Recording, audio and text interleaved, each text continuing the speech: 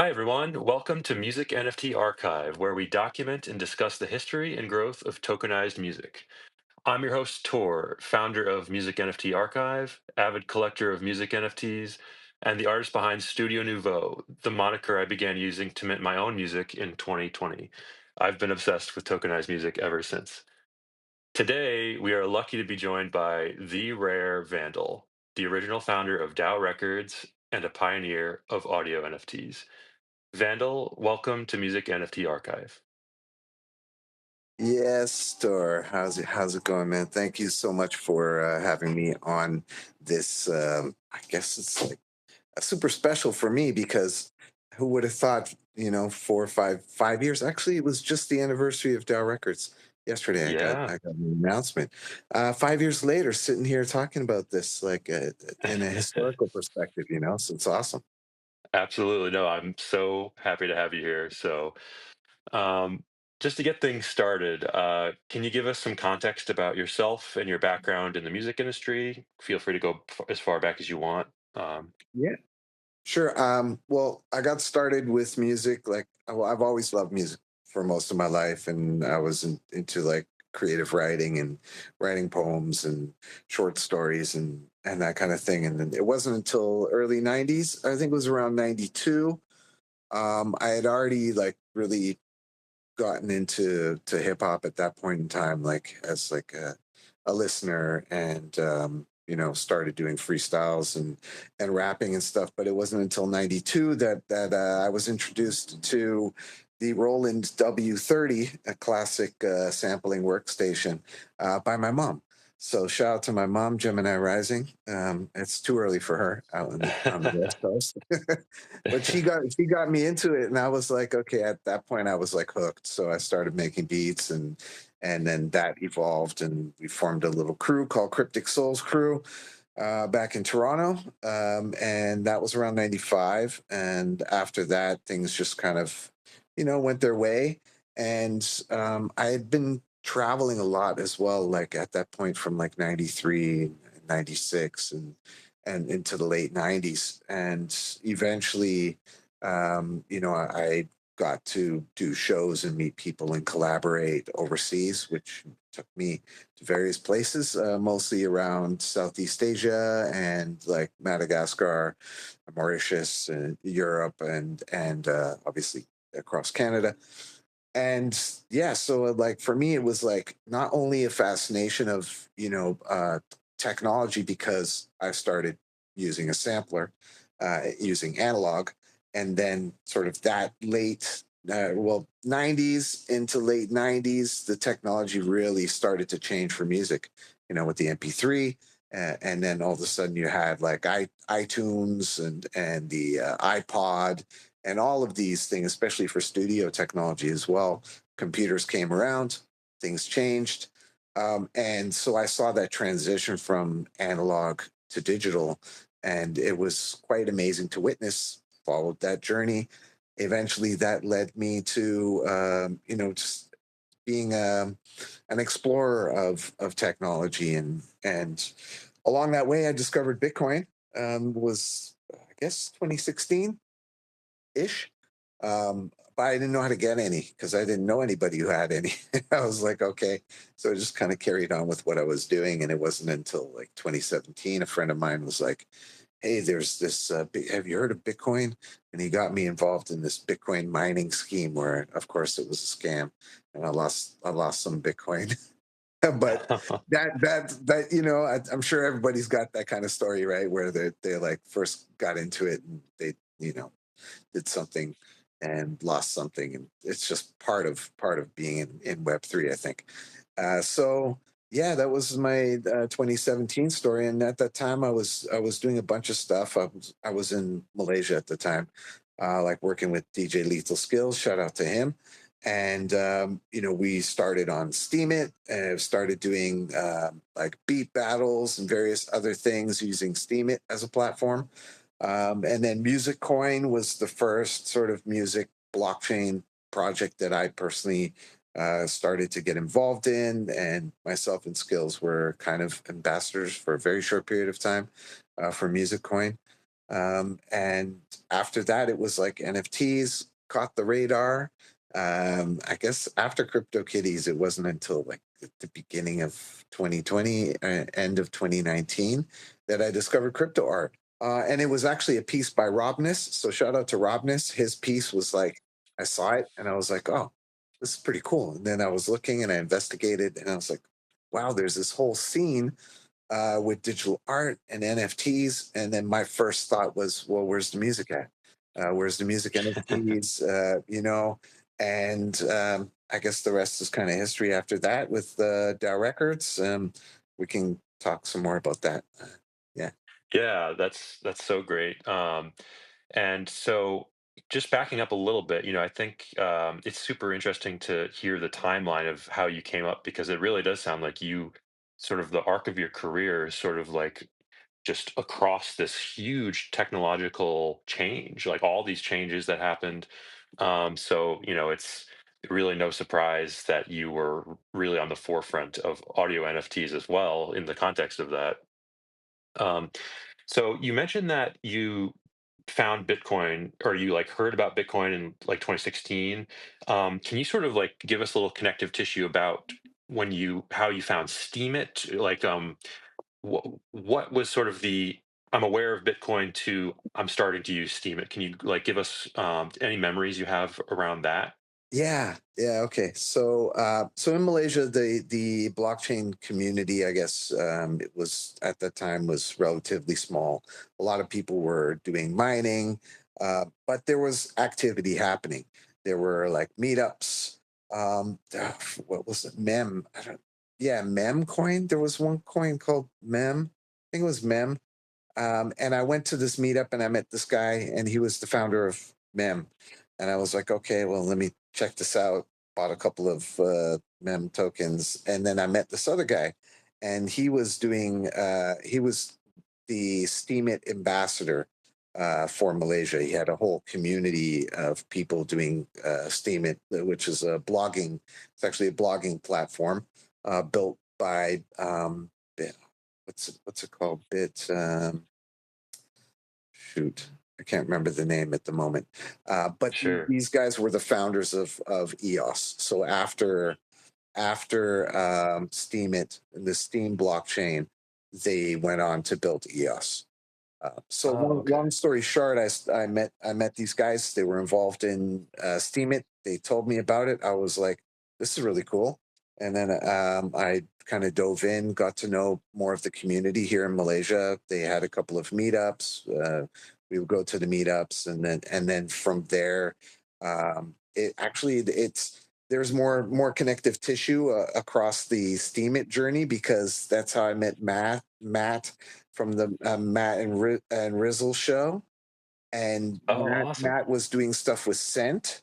So then I got Right. to know Scent, and then I got to know Matt, and then his stuff with Rizzle, and that's sort of how I got drawn across into like the cryptovoxel stuff and the gallery things and the various other people who were doing things in the ecosystem. Was checking out their show in the metaverse and just kind of being a part of that scene via Steemit. So the journey Yeah. kind of went that way. That's really cool. And something I'm curious about you. So you mentioned this mem token, which was like an early thing that you were sort of checking out. Um, did you have a particular experience about like first using crypto and sort of having a light bulb moment with it? Like, had you purchased or held any crypto prior to those mem tokens, or was that the first token you ever bought? Or Well, it was big. It was Bitcoin because my friend was, I guess, I was one of his referrals for this mining scheme that was happening. So actually, gotcha. I bought it from him. So I remember sitting there at his house, sitting on the couch, and I transferred him the money, and I opened a blockchain.io wallet, which was the first Bitcoin wallet that I had, and then he sent the Bitcoin to me from his phone. So Yeah. that was the first thing that I got was Bitcoin. At that point, Gotcha. that was like April of 2017. So I guess we're pretty early for, like, well, not super early for Bitcoin, but like compared to how things are now, it seems Certainly.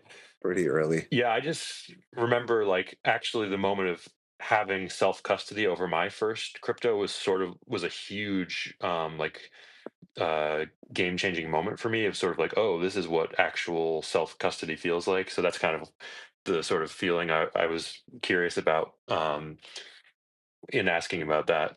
Mm. Um, but I am wondering, did you discover crypto voxels before like at what point did you said music coin, so did that come in, Yeah, you talk a little bit prior. about music, your Yeah, involvement with music coin, because I didn't realize that you were actually sort of in an official capacity with them. I was sort of unofficial, official. Skill actually, Skills was more official than me on the music coin side because he like kind of really dove in there. I was actually working on a project, my first, I guess my first project. So I was always trying to find a way of how to bridge what I was doing IRL, which at the time I was involved in online radio. We were doing a hip hop show. I was doing a lot of community related hip hop stuff in Malaysia. So we had like live events. We were doing rap battles, beat battles, various other like community events. And I was trying to find a way to bridge some of these concepts across. And Steam It was that vehicle for me because we would post up the contests and we'd put them there and people would upvote and there would be sort of like a pool of funds that would come for that, and then we would have different sponsors maybe would come and they would offer some tokens and we would have these competitions, and that was kind of what led to Music Coin because there was also Ujo or Ujo, um, Yeah. and I had heard about it, but Music Coin was a lot more active, at least within our region here in Southeast Asia. And so we started using Music Coin.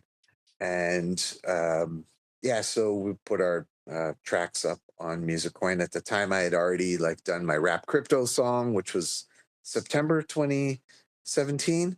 It was just like my like shit. This technology is crazy, so I wanted to write a song about it and put that up, and then went on Music Coin, and then I uploaded some of my other tracks on there as well at the time. So that was 2018, I would say, around, yeah, early 2018. And Was then, that track the first time you wrote a song about crypto specifically or crypto themes? yeah, yeah, yeah, yeah, That's cool. And just to put a pin in this, so is the idea, but was the idea behind Music Coin? It was sort of like you upload your music and you receive Music Coin as sort of like streaming revenue. yeah, Was that correct. the idea? Yeah, yeah, Gotcha. yeah. Yeah, they actually are trying to bring it back. It's still around. Okay. Yeah, I don't know what happened, but it stopped for a long time, and then I think Skills was telling me that they reached out to him again and wanted some help from him to like resurrect it. But I don't know. Yeah. Yeah, like that. But they were one of the first I think a lot of people did use Music Coin and made some music coins off of it and sold them on the exchange and made some money. I Yeah. did a little bit, but for me, the actual like where I saw the sort of monetization element was through Steam, and how Huh. if you rally the community and get your upvotes, and then there's different ways to get various whales involved, and then they would upvote your content, and like I remember some of the posts that like similar to Cent, right, where people can upvote your posts with tokens, and then Oh, that's a good point. Yeah. you would receive like the value in Steam at the time. I think at one point it was like $4 or $6 a Steam. I think around that 2018 time, and we'd be making like $30-$40 on a post. I was like, well, okay. you know, and yeah, so I was like, all right, there's something here, like where we can actually, figure out how to use this technology, build community around it, and then do some of the things that I was already kind of doing IRL and kind of transfer that online. Yeah, that's so interesting. And I think around this time, I think you mentioned that you had tried out crypto kitties as well. Yeah, Was that around this time too? no, that was earlier. That was still like right, like at the beginning of my journey. So like late 2017.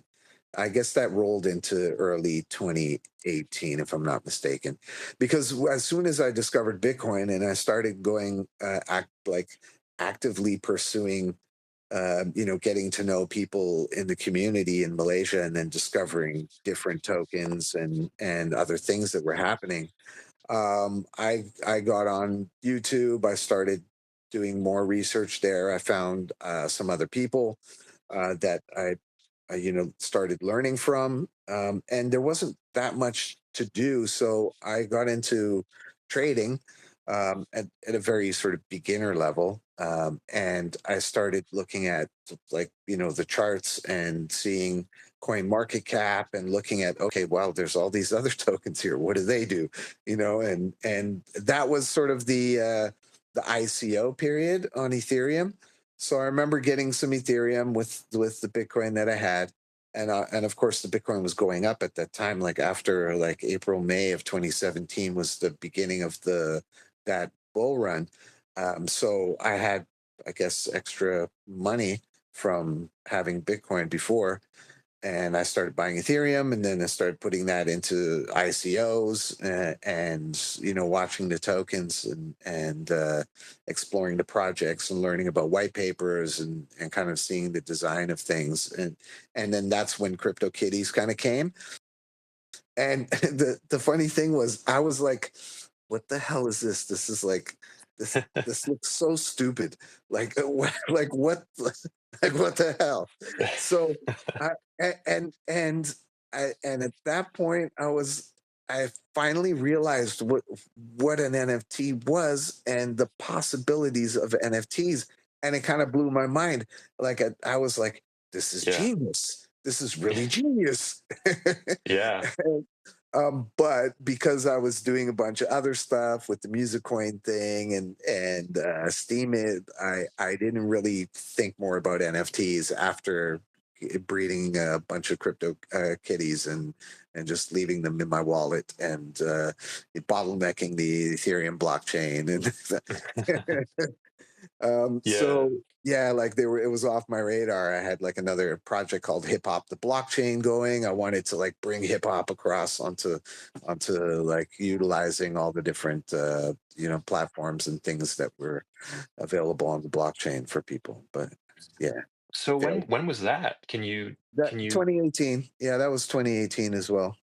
Probably early 2018 because it started via Steam it. So like we started the Hip Hop the Blockchain project, and then I started doing different things on Steam it for it, and kind of transitioned that also to an online beat battle. So it was a beat battle that we initially did first, and that's how I got Skills on board, because I was telling Skills, I was like, "Yo, you got to check out this Bitcoin and crypto stuff," and it wasn't until the beat battle where he joined Steam it and entered the beat battle, and then I think there was like a real sense of community, and I mean there still is, but in the earlier days it was like such few people who had similar interests coming together, and there was sort of like coming from Facebook starting to and social media starting to dilute a little bit, and people just kind of like not really engaging in much depth.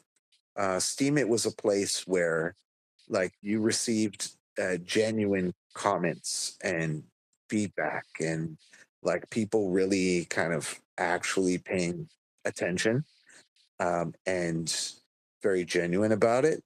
And I think that's really what was sort of the glue for me, and also for Skills, was that yeah, this is different than what's happening on social media. Like Yeah.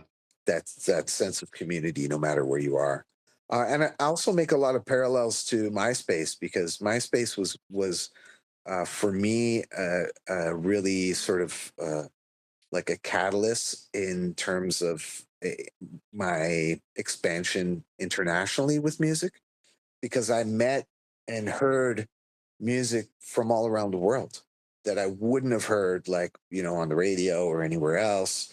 I wouldn't have had access to it. And MySpace kind of opened those doors globally to discover, like hip hop from Mexico, or there was like Australian people that I connected with through MySpace and did collaborations with, that, that wouldn't have happened if there wasn't MySpace as a platform to enable it. And this, it's the same with say Steam It or some of the other stuff that we started doing, was that there's these communities all around the world, and you could connect with people that you wouldn't have otherwise connected with. Like, and I think that goes for us as well. That goes for probably most of the people who are listening to this, and the spaces that enabled that. Like Crypto Voxels or Steam It, and now so many other places. Yeah. Yeah, absolutely. No, that's such a good perspective, and I totally agree with you. I remember, MySpace coming up and everything, and so hip hop, the blockchain was like a Steam-based sort of thing and community. Do you feel that was a precursor to DAO Records at all? Oh, for sure, for sure, yeah. Like I think everything that I've been doing, even IRL, I had a record label.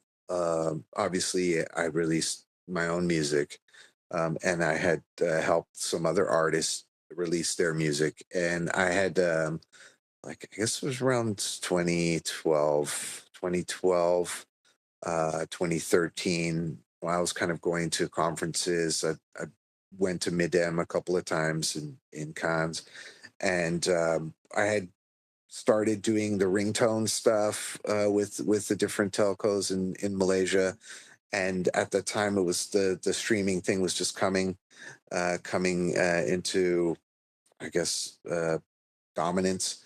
And so that was sort of the next phase for us, was to get all our music up on streaming platforms. And a friend of mine from Singapore, he started working with a company called Believe Digital. So Believe was at the time relatively, not as big as, say, well, they're not Spotify, but they kind of aggregate artists' materials and then get it out across all the other streaming platforms. So I signed a label deal with them, so that enabled me to upload music um, from anybody that I wanted to, including my own, and not have to pay for it. Like if you were using a service like TuneCore or DistroKits, right? And so I started using that Yeah. to help people that I knew to just get their music out onto the platforms. And so I was already kind of positioning myself for something like what a DAO Records would be. And so the next part of the story, because I'll jump to the DAO part, because that was like the bit that really that pushed the idea into existence. Sure. Um, the end of 2019, it was, I think, November 2019. A friend of mine who I met through the Steemit community. So there was the main guy in Steemit, Simon, and then there was another guy, Jason Chu. And so Jason had gone to DevCon. I think DevCon was in Korea that year, if I'm not mistaken. And he came back, and he had this DAO framework, and it was like a kind of a workshopy thing. So it was like DAO Fest. So DAO Fest was quite interesting, because they had developed like a worksheet on how to create a DAO, and it was 5 pages. So I went to his workshop. He set up a workshop that was funded by DAO Fest, and I joined, And then I was like looking at this and I was like, wow, okay, this DAO's quite a powerful tool to organize communities in a transparent way. And then I started thinking about, okay, well, how could this be useful in what I've been doing? And the music industry, obviously, a lot of centralization, a lot of issues, especially when it came to money and lack of transparency. Artists getting ripped off by managers or booking agents, various things that most of us know happen in the music industry. Right. And I thought, okay, well, this is great. This is a great piece of technology to allow for transparency in all of these things. So I tried it out, and that's kind of where where the DAO Records concept came, because I was like, oh shit, well now we can apply this to a record label, the record label concept, and then the community can own a record label, and then it would have the transparency in terms of the funds and distribution of funds and the use of funds, and then so I would kind of like, you know, the idea was kind of bubbling there already. And then as soon as I rediscovered NFTs through Robness in January, it was January 2020. That was like immediately everything clicked, came together. And Well, I wanted to ask about that quick because there are some NFTs that Robness made around that time that I have flagged. And do you remember which one it was? yeah, I do. I don't want to describe it. It was gold and there was a pyramid and it was moving. So that Yeah, shit. because Um, he made a couple, and like one of which was like I'll just read a little bit of the description. And so, just to give a little context, Robness is a very long time crypto artist, someone who's been around since the early days, even back into Rare Pepes. And so, in let's see, like late November 2019, Robness made a couple mints on Super Rare, one of which was this cover art. So he wrote, "This is cover art for a song I made that is now on Bandcamp and SoundCloud."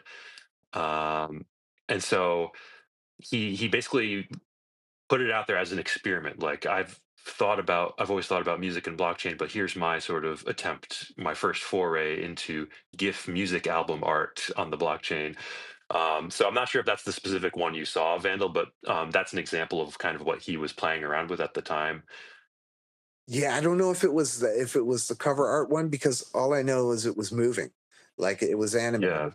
Um, Well, it is animated. This the one that I'm looking at yeah, is animated. So he it- it was like a GIF. So he was doing things like that. It was kind of in the air a little bit. But suffice to say, that was sort of what got you thinking about crypto art and where's the music one, right? yeah. At the time, I didn't know Robness also was doing music. I just saw the visual art and that it was an NFT, and then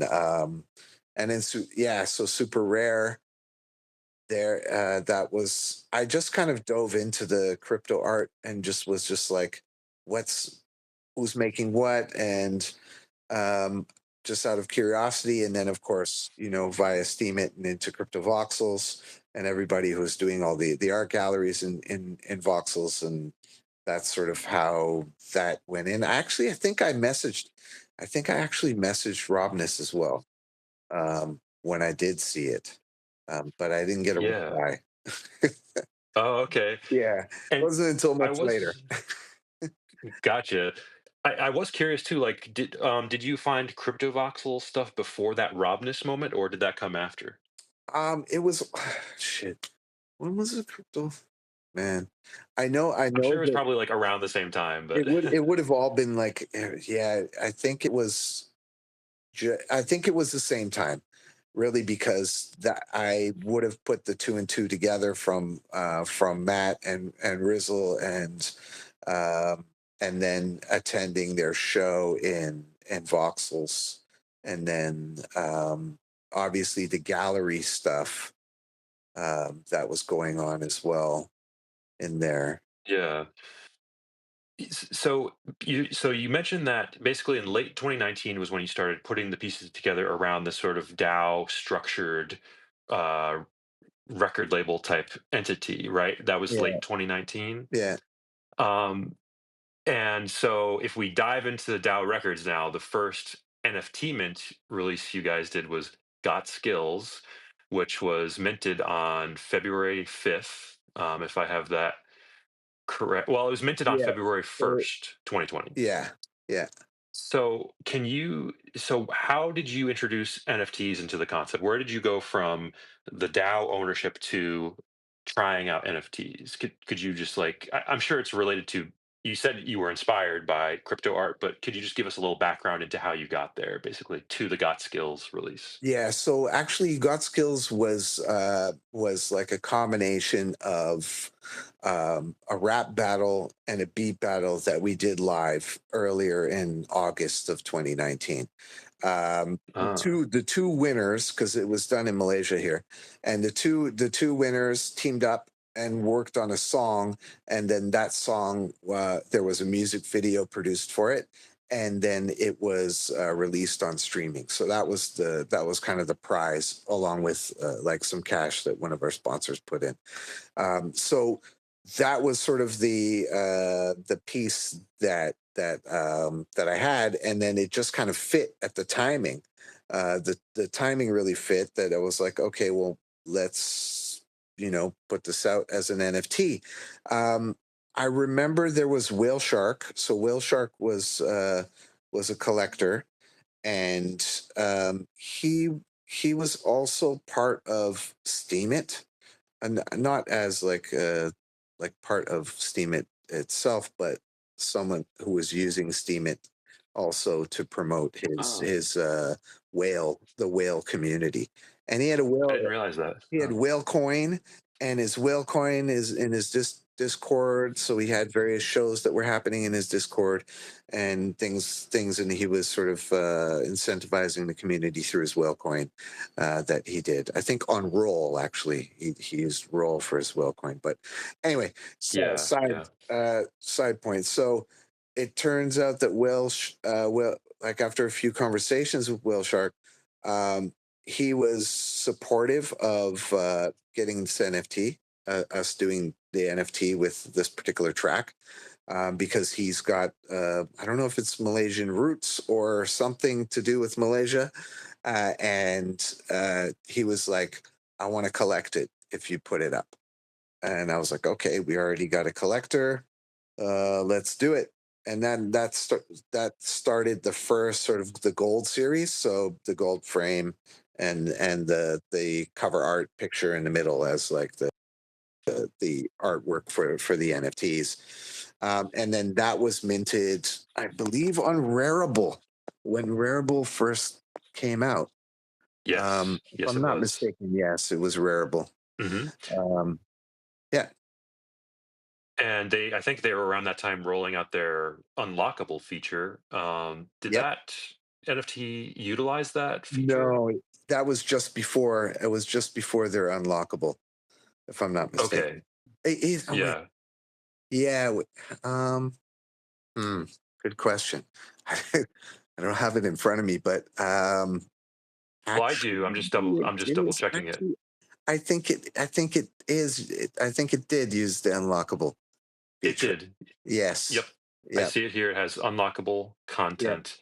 Yeah. And I'll just read the description for people. I'll kind of set the so is it Timo and Izad? Is that their Yeah. names? Yeah. Is that? So Yeah. it has an image of the two of them, and then it has this gold foil border around the image of them. And the description of the NFT says, more than just collectible cover art, unlock our gold collection for access to exclusive content and get rewarded with a 10% share in all net revenue earned by the song via DAO Records. And then it says, officially, Got Skills officially drops February 7th, 2020 on all platforms worldwide. DAO 00001. So it was Yeah. like the very first DAO Yeah. Records release. Um, so yeah, it doesn't quite specify. I think I looked on chain, and I think I think you could listen to the song. I think you could, but Yeah, I'm not sure yeah, if you. yeah. It was So also yeah. in the unlockable was access to a folder with the MP3 and WAV file and PDF. And then that also outlined sort of the agreement around the 10% share. Right, which is interesting because it was an early example of that mechanism of granting 10% or of granting streaming revenue to the NFT holder. Um, Hmm. just to highlight that for a second. Um, and you also DAO Records posted a Medium article on February 5th, 2020, called "Our Rareable NFT Experiment Begins." What do you remember about putting that Oh, shoot. out? I don't really remember. Yeah, yeah. It's so long ago. It's almost exactly 5 years ago. So Yeah. it's it's crazy how that, where we're at now. Like you said in the beginning. Um, and so let's see. Yeah, around this time, also February 6th, the DAO Records wallet minted the logo on Rarible as well. Was this Yeah. sort of like for posterity and just to experiment with NFTs more? Yeah, yeah, definitely to experiment with NFTs. That I thought like I might as well just put it there as like a timestamp, because it was all like the thought in my mind also was like NFTs can act as sort of the time stamping because it's blockchain. Everything's on chain, stamped. So that was kind of stamping the name there. Forever. So Yeah, yeah, and just to be clear about what we were saying before, so it was just after Rarible released their unlockable feature yeah. because there was Split.eth also was experimenting with that unlockable feature as well around that time. So it was like there appears to be a sort of inflection point right there. Hmm. Um, so the next thing that I see after Got Skills, and well, just to talk about like the reception. So you had Whale Shark lined up to collect it, which is really cool. Do you recall how it was sort of received in any sort of a wider way? Did you sort of post about it on Twitter and stuff? Do you remember that at all? Yeah. So on a few angles. So we were using. We're obviously still doing Steam it. So I was posting on Steam it and also on Scent. So those platforms, we had like write ups and articles and talking about the artists and a bit more depth around that, and on Twitter as well. But I think people were interested. I think there was interest around it. Most of the community that I knew at the time were the crypto art creators and collectors. So I didn't really know that many sort of people doing Web3 music, or even trying to also do music NFTs. It wasn't until I think a couple months later that I started to meet some more people who had the same sort of interest on the music side. So the response was good, and I think that that's sort of where we planned out the next releases that came after that for the Gold series as the Right, first batch of releases, and then looking at the different NFT platforms, and asking the question about music NFTs. Um, and it wasn't like until I started conversation with Nate from Mintbase that we kind of went right. in that direction, like officially. Yeah, and this is all great context. And before we get to the mint base topic, um, the next thing y- that you did was toss a coin. That was the next DAO Records release, right? Um, Yeah. which was also on the let's see, Toss a Coin Gold Edition was also on the Rareable contract Yeah, as well. yeah, yeah. That So, interesting story around that. So I was working with Skills. I mean, Skills and I had been, you working together and from like 2009.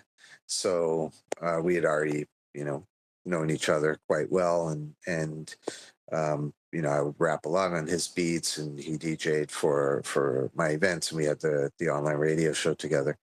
And so we decided to do a track, and I wanted to do something different in terms of like the lyrics, because that was after. So my songs related to crypto were like Rap Crypto was the first one, then 2018 was Hip Hop the Blockchain, and then 2019 I had done a few songs for different chains actually, like that never really saw the light of day, but they're out there.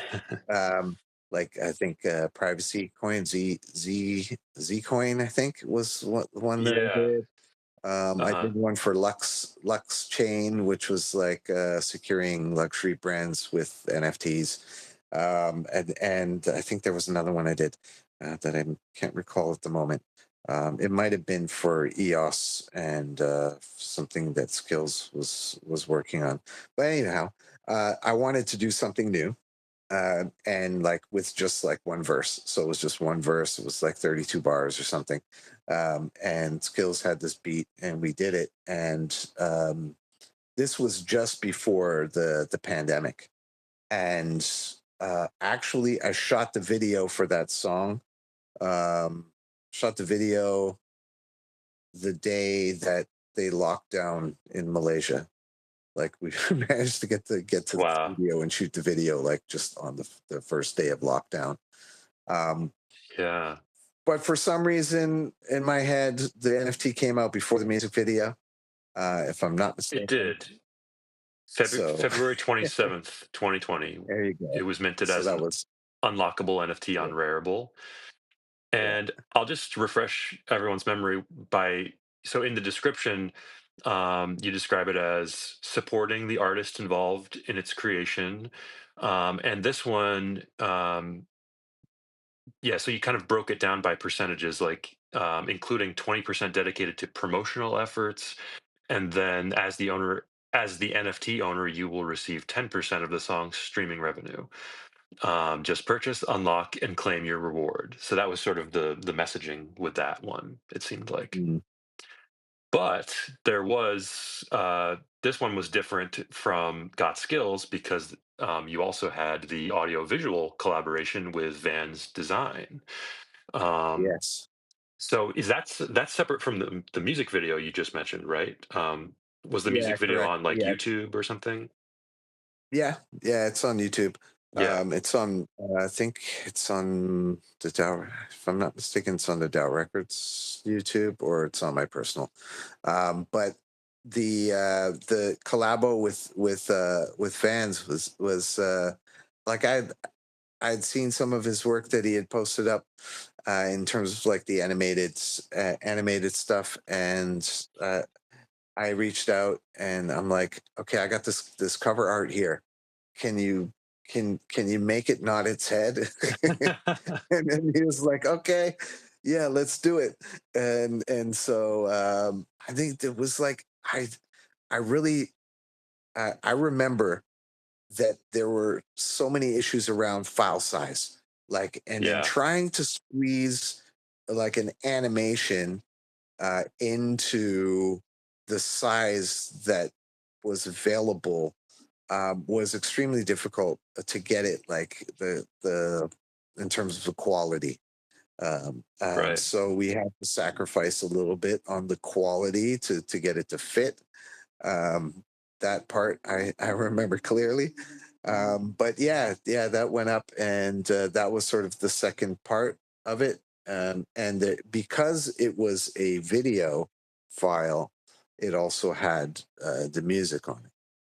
Right. So, um, so yeah, that I guess was the closest that we had gotten to kind of actually having the audio NFT in what I was trying to imagine it as. And Um, so, yeah, so that was the first release, Got Skills, was just like this unlockable NFT. And then with Toss a Coin, you had that same type of rareable unlockable. Then you had the audio visual version as well. I also noticed that you minted a Marble Cards version of Toss a Coin as well. What do you remember about that? Oh, marble cards. Oh man.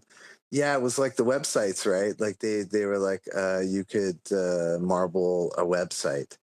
I think they had that, right? I think I marbled the NFT. Yeah, it was like Marble. it was the picture, the image from the known origin Yeah. version, basically. Uh-huh. I just wanted Yeah. to point that I curiosity don't out because, yeah. I don't know if I did that though. It might have been someone did it Oh, and sent it to me. If I don't know if I'm not in front of my computer, but maybe that's something to look at is like who minted it, because it that's might not have been me. I think you're right Um, about that actually, because now that I think about it, I didn't see it in the DAO Records wallet history. So mm, it's very possible that I think that's yeah. I don't really know a lot about marble cards, but I do think that it was sort of people were just sort of marbling anything almost to the yeah, point where it was like a little dicey at times. I think, but um, yeah, I just wanted to point that out. yeah, Um, so yeah, that's we're kind of in pandemic territory. I don't know if is there anything to say about sort of your life in Dow Records around that time? Did you have to yeah. Well, halt th- or it's. I think that's, and I'm pretty sure other people, you know, would would agree with me. It was also another catalyst because for me, I went back to Canada, and I went to spend time with my mom, Mm, and my mom lives in the middle of nowhere, sort of, and we were just there at the house, and because I had already kind of introduced her to crypto beforehand. She When the NFT stuff came, I'm like, Mom, you're gonna love this, because my mom had been doing video art for a while. She was doing digital art as well. yeah, that's right. So she started getting into NFTs and started minting NFTs, and then we started doing stuff in cryptovoxels.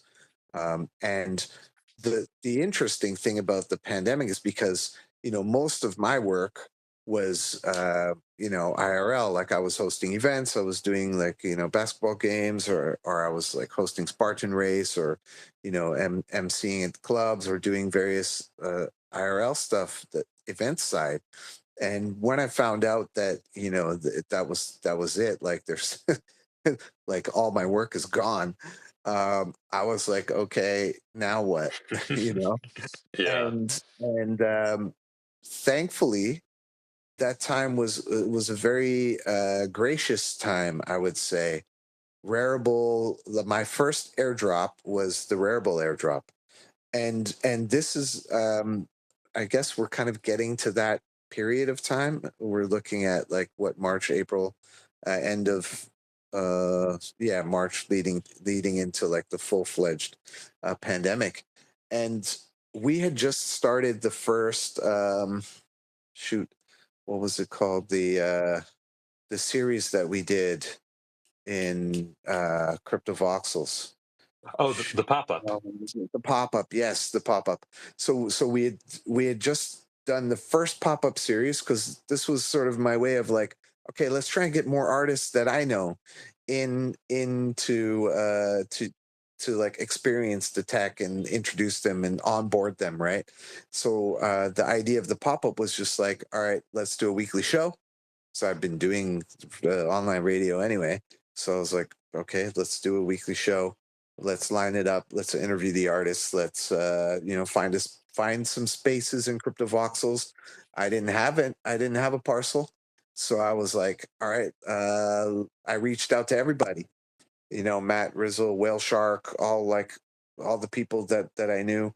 in voxels. I'm like, hey, can we use your parcel this week?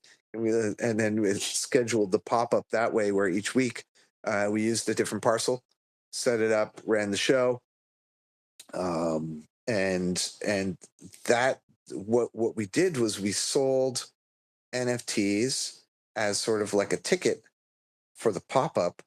But if you bought the NFT, you got all the collectibles in the price of the NFT, rather than getting each one individually that came out with the pop up series, which was also collaborations with different crypto art pioneers who did the artwork for each poster that was also for sale that we had up. So we sold out all of the NFTs that I posted, and at the time it was like, I don't know, ETH wasn't so expensive, but we had just raised like 15 ETH from the sales, and I don't know how long it was. It was like within a week or something, I think. Rareable's like, oh, we're doing an airdrop. So because I had already like had all the sales, I got a pretty decent airdrop from Rarible, and I'm like, oh, wow, this is like, okay. I lost all my jobs, and now I get this airdrop, and I was so excited. Eric, our buddy, from the, I'm really trying to remember the DAO platform, the name of the DAO platform again. DAO. Ah, crap. I don't know why it's not coming to me, but Eric, Sure. was the one who I had talked to. We had actually set up the DAO there, but it was too expensive on ETH. We tried to use XDAI. Anyway, long story. The first DAO Records DAO failed, just because of technology was too complicated for the people that were trying to use it. But he called me and he's like, "Yo, did you get the Rarible drop? Like, it's worth $1 now." I'm like I sold mine. I'm like, wow, okay. So I went and checked, and I had a bunch, and I was like, oh my god, this is like, and then it kept going up, and then at a point, I think I sold it like $2.50, and Yeah. and then it went up to 20, over $20. And I was like, oh man, I just learned my Oh lesson. gosh. I learned my lesson. I'm like not going to sell everything right away anymore. When I got my next airdrop, which was I think the Uniswap airdrop, if I'm not mistaken. But yeah, Yeah. like that really kind of shifted the the I guess the The possibilities for fortunes. me. Yeah, and the Yeah. fortunes, Yeah. because I'm like, okay, I don't have to worry about now, like, because the market was still booming as well.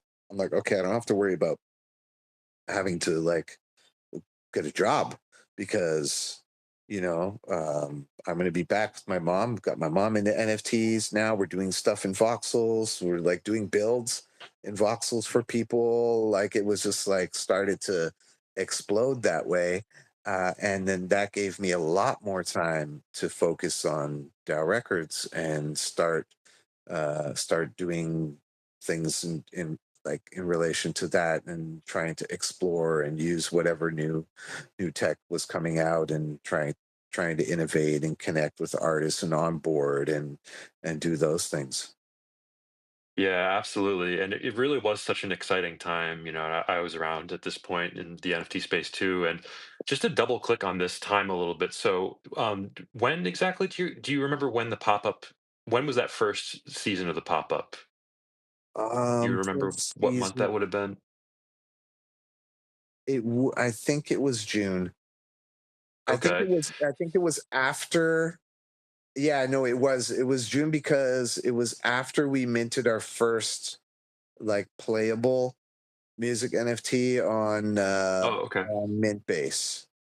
Yeah, That it makes was like sense. after, yeah. Yeah, that makes sense in terms of the tokens minted on the contract, but we should go back and introduce this contract. Um, So back in, so it seems like even though the pandemic was very destabilizing, you were definitely hard at work, because on March 27th, 2020 was when the Dow Records custom contract was deployed. So how did you begin working with Mintbase? At what point did they come into the picture, and sort of, can you give us the lead up into that deploying of that Dow Records custom contract?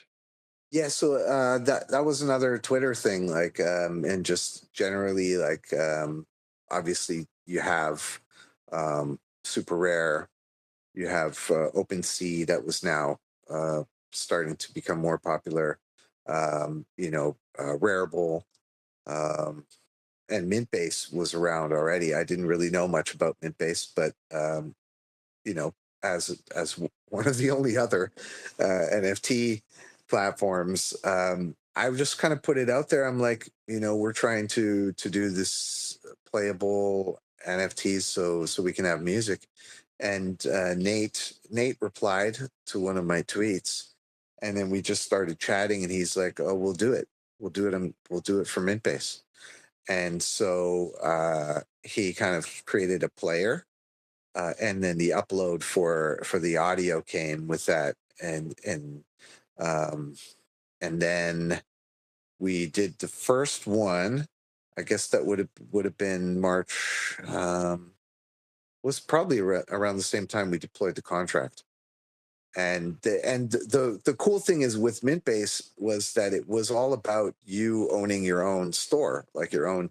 They were just trying to really just be like the uh, the infrastructure for people wanting to deploy their own contract and have their own NFT storefront, right? And Right. so we deployed the contract with that. It was very simple. Nate made things easy, and that was sort of the start of the what we what we did on Mintbase, and also kind of the evolution into where we went after following Mintbase to an ear protocol. Yeah, yeah. And I think it's so important for people to realize that, outside of minting MP4s on art platforms, Mintbase was really sort of like the main hub for audio related things in 2020. And so the first token minted on this DAO Records contract, which had the ticker name Tune, it was Throne Gold Edition. It was described as a cover art collectible, and it it was intended to send 60% of the funds to charity. And it just sort of makes me think, if there's something I think about when I think about you, Vandal, it is giving and charity. You are definitely among the most charitable people I've known in my Web3 journey. So it's no surprise looking back on that and seeing mention of giving funds to charity. So, what do you remember about that the Throne Gold Edition release being the first mint on that contract? I wanted to continue what we were doing with the Gold series, like from moving from Rarible Yeah, onto Mintbase, and that was kind of, I guess, the theme of being like sort of cover art, but what makes it special, and that that did that one have multiple editions? Had we already started doing multiple editions then at that point? I think I think that it we. might. I think Throne, at least in that first iteration, I think there's only one. Um, Mm, but the next, because the next token, if you kind of click forward on or go, if if you view it on OpenSea, you can sort of in the URL see token number one, and if you type token number two instead, it brings you to For the Love of Justice Gold Edition, yeah, yeah, which is um, Unknown Misery. yeah, yeah, Um, and so that For the Love of Justice Gold Edition was also sort of like collectible cover art, and it has 10% cut of streaming royalties for the holder as well. Um, So, do you remember anything about this one, or was it sort of just like yeah. So continuing I think, this? Yeah, yeah. So if I'm not mistaken, these ones were also part of the pop up. So during the week that we were doing each release, and then had interviews with the artists, in think this was is it season two already? Man, my timeline, the timeline in my mind, everything is like it's like compressed like an MP3. So I'm missing some of the spectrum here. totally. I mean, I Uh, can only imagine it was a blur for you because it was just so much work that I know you were putting into it. But the tokens, the tokens 3 through 8 on the DAO Records contract were the poster art for all the volumes of the pop up. So that yeah. was definitely So what was going on at that time. yeah, yeah. So then those gold editions would have been part of the pop up. Then at that point. Yeah. This is when we get to the Mint Tape Volume 1 audio NFT, which is a special NFT because it represented the first tokenized audio file as we know it today, I would say. I believe Mintbase was the first minting platform to use Arweave for their file storage, correct? I think Mhm. Yeah. they were probably the first ones. And it seems like the Mint Tape was a multi-tier drop that it included a physical tape for the collector. Can you tell us about the Mint Tape Volume 1 and how it came about? Yeah. So that was after the pop up, um, was when Nate was all right. Okay, so we're we're ready now to have sort of the playable NFTs. At the time, we actually he was trying to get it ready for the pop up because I had already had the pop up scheduled, and he was trying to get everything ready in time, but there was a delay, so we went ahead with the pop up as is, and then as soon as they were ready at Mintbase for the playable one, I didn't really have I didn't really have anything to post, and I wanted to do something special, so I got beat from Skills, and I just kind of put together the whatever you're hearing on it, and then threw the artwork together, and I was like, okay, I had these cassette USB things that I got for Hip Hop the Blockchain when I went to a conference. I used a bunch, and I put different, like, it was like kind of your portfolio audio and different things you can put on them, right? USB, and I thought it was pretty cool. So I was like, okay, the Mint Tape, yeah, all right, let's do this, and then that was there, and I drew on it. I think I got my friend Truth, used to do graffiti, to kind of do like a little design on it. And then I thought, okay, let's include this tape with all the tracks from. I think it also had all the tracks from the pop up on it as well, if I'm not Yeah. mistaken. Yes. Yeah, Yep.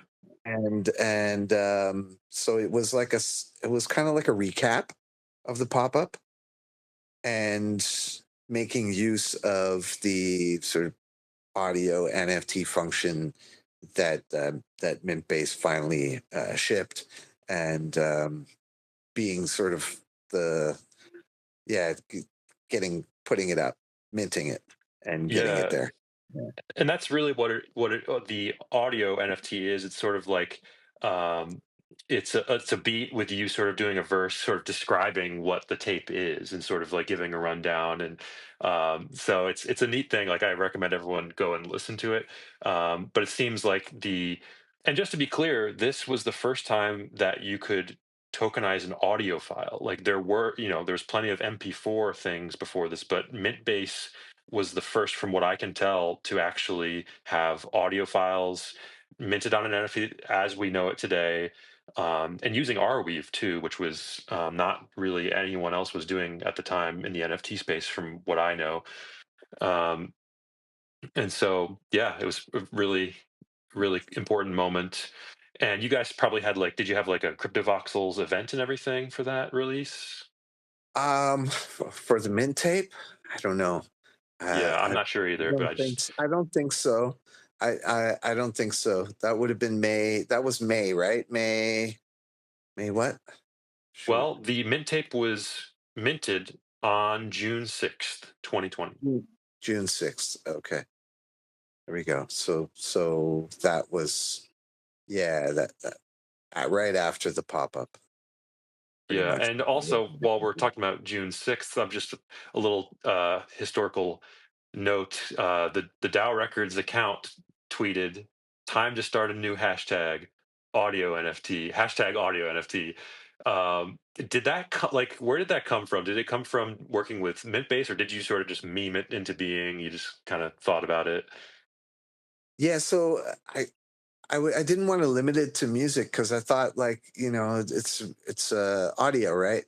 And I'm like anything could be audio. It could be podcasts. It could be who knows what, whatever sort of audio recording. So rather Yeah. than like say music or a music NFT, I was like audio. Fuck it, audio NFT. And I don't know if I was the first to coin the term or not, but I Yeah, it's guess hard to tell, but Twitter knows. I think what I did was I Hashtag. actually looked at the hashtag, and you can see on Twitter, you can see like what the earliest version of this hashtag was. So I think that yours was actually the first one that I could find of the hashtag audio NFT. So it might be Okay, that's cool. for what it's worth. It's just, yeah, just a little Yeah. historical tidbit. But one thing I want to just going on a little side quest for a second. One interesting release you were involved with was minted on Super Rare on June 18th, 2020. It was a piece called it's a piece called Memory, which was an audiovisual collaboration between the artist Vesa and Unknown Misery, You, Vandal, and Gamja Beats. Do you remember this release? Yeah, yeah. So I'd seen what Vesa was doing in cryptovoxels, and he had built this parcel that was for one of his gallery shows. That was a pyramid, and the, he reached out to me and he's like, "Hey, like let's do something. Let's do a collabo together."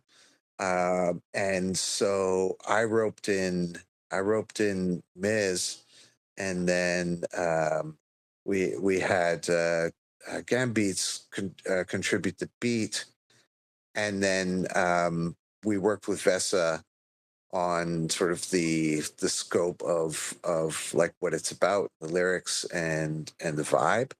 And then he's like, okay, I've got have this visual, and then we're going to put it in the gallery in his gallery for the release. And I think there was supposed to be. I'm not sure if this is the case. I don't even know if it's sold. I think it's still there, if I'm not Vesta mistaken. still owns it. Yeah, I inquired at some point. I made like I just didn't know what he was looking for, and I made an offer, and he was like, "Oh no, this is worth way more," which I totally agree. It is a really beautiful track, though. It's really cool. The visual is really beautiful. I highly recommend people check it out. But Vesta still does own it. Yeah. yeah. I remember he set a price. I was like, okay, this is a good price. If it sells, then like we obviously like we had arranged a split on the sale. And yeah, maybe one day it will sell. Who Yeah, knows? And then it's an what is it going MP4. for? Do Um, you, the last I there checked, I think it was like 24 ETH. I don't know if it's still it currently does not have a list price. okay. All right, he must. Yeah, I guess it makes sense. Yeah. Mhm. And I think it didn't have a list price when I had inquired, so I sort of just kind of offered what I was like comfortable with, and so it was definitely a lot lower than he was thinking. But it's quite Yeah. a gem, and it's an MP4 token, but it's still really striking for when it was released as an early example of a music NFT. Um, so after that, getting back to the DAOrecords contract, after Mint Tape Volume 1, the next token that was minted was OK Boomer Gold Edition. And it looks like this was the first standalone audio NFT release of a track for DAOrecords on that contract. Hmm. Does that sound right? Like, what do you remember Yeah. about this one?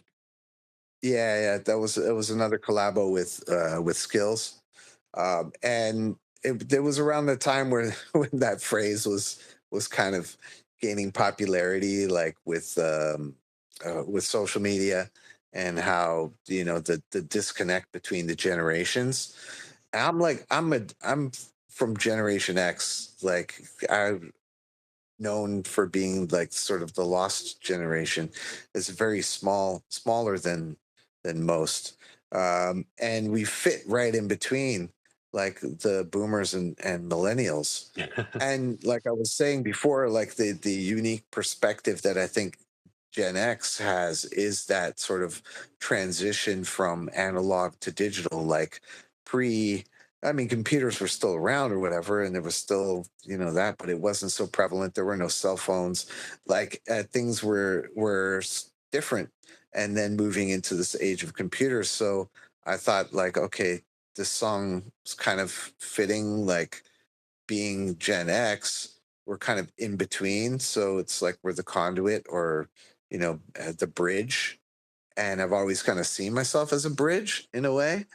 Yeah. So, like, not only, online or whatever, but also in the real world, like, I know lots of people who are, half my age. I could be their dad, you know, and like, they're artists, obviously, or DJs or whatever, right? And then a lot of older people as well. So yeah, working with DJ Lethal Skills, I thought, okay, I'm gonna rope my mom in to do the cover art. So shout out to my mom, Gemini Rising. Yeah, she did the cover art for it, and then yeah, we dropped that one. There was no video for it. I didn't think it really needed a video necessarily. Um, but yeah, it was just kind of like a fun track to kind of put out. Yeah, that's awesome. I didn't realize that your mom had done the cover art. I highly recommend people go check out the track. And again, it is an interesting example because it was sort of like the first standalone track. It was the audio NFT for the track, whereas the Mint Tape Volume One, it was sort of like a sort of intro for the in a rundown of the tape that you received by owning the NFT. Um, so just really interesting all around. One thing about the OK Boomer Gold Edition was the collector was rewarded with 1,000 of the Tune token. Um, is there anything to say about the fungible Tune token? Was this like part of an effort with the DAO? Yes, yeah, that was part of the DAO efforts, which it didn't end very well because I think it would have been around this time also that we decided to create the DAO and embark on having some of the core people like for example Skills and Miz as well were part of the DAO with myself and Eric, and I'm trying to remember who else might have been on the DAO at the time. I think it's still on chain somewhere. I could find out, but off the top, that's what I remember. And Yeah, so the DAO had its token because when we deployed the DAO, it had the token, and the token that we chose obviously was Tune token. And I was trying to work something in around sort of the whole Tune concept into what DAOrecords was doing because I didn't want a token, to be honest. But when you deploy a contract, for some reason you got to have a token. It was the same with the mint base, like with the mint base NFT contract. Is just like, okay, what's your tick? What's the ticker? I'm like, huh? Okay, whatever. Putting tune. So yeah, right. so the tune was actually from the DAO contract Gotcha. on, but that wasn't even on Ethereum at the time because the gas prices were insane. So we deployed the DAO on XDAI, which I don't even know Oh, okay. if it exists anymore. But it was such a complicated like process because obviously doing DAO activities, if you have proposals and voting and everything is on chain, if you have to like pay gas every single time you want to do something on Ethereum, it was just like nobody's going to interact. So let's try and figure out a way. Yeah. Yeah, it was definitely an obstacle, and I think to give people context, like XDAI is sort of like Polygon. It's like a side chain. I think might be the one Yeah. way to Yeah. describe it. And it Yeah. was like, yeah, just like you said, for scalability reasons to allow to not have to pay high gas prices. Um, but so OK Boomer was a one of one, right? There was only one of Yeah. those. And so the next release is, which I think is very special, but also a departure. Um, the next tokens were the collaboration with Osanachi and with multiple music artists as well. Um, and how would you introduce this release? There was like many editions compared to the one of one Was that the previously. one with Napoleon the Legend? There were the four Osinachi pieces with Napoleon the Legend on the NFT Yeah, exactly. music. Like Yeah, I'll sort of describe it a little bit. Like, um, so the description for these music NFTs reads: "Thanks to tech, distance can't keep father away from mother and kid." And so there's two different. There's a blue edition set and a yellow edition set.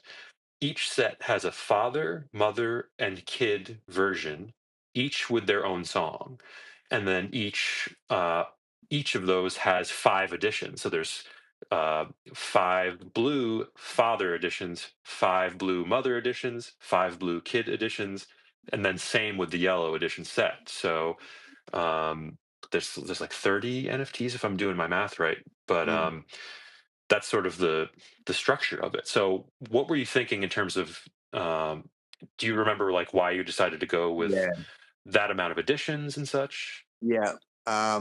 I don't know if there's any reference on the NFT itself of what it was for, but it was for an event. There was Oh. an event that took place, and it was organized by. I'm really now scratching my head to remember the name of it. But there was a woman who contacted me who was organizing a crypto art. Um, I guess like gallery showcase thing at a conference, and I believe it was in Dubai, if I'm not mistaken.